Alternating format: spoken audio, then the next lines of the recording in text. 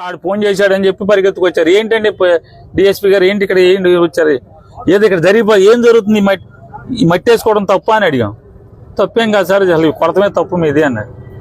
మట్టి వేసుకుంటున్నామండి, లోపలికి వెళ్ళాలి, లైట్లు వేయాలంటే లోపలికి వేయాలి, తుడవాలంటే లోపలికి వెళ్ళాలి, మరి ఇంత పెద్ద కాలం ఎట్ట దాటి వెళ్తారు?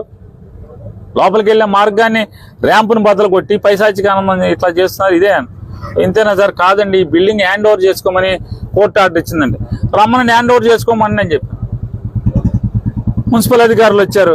అబ్బాయి నాకేం తెలియదండి, మా కమిషనర్ గారు డిఎస్పీ గారికి భాషా గారికి ఫోన్ చేశాడండి, భాషా గారు డిఎస్పీ గారికి ఫోన్ చేశారండి, మా కమిషనర్ గారు డిఎస్పీ గారు ఉన్నారు, నువ్వు వెళ్ళి అక్కడ పేరు నాని వాళ్ళందరినీ ఎరగొట్టేసి ఆ బిల్డింగ్ అంతా పడగొట్టి వచ్చేయమని చెప్పారండి. వచ్చామండి అన్నాడు. మరి పడగొట్టేయండి అన్న, ఆర్డర్ లేనిది మేమేం కొడతామండి అన్నాడు. సరే ఆర్డర్ లేనప్పుడు ఏం చేద్దాం డిఎస్పీ గారు అన్న.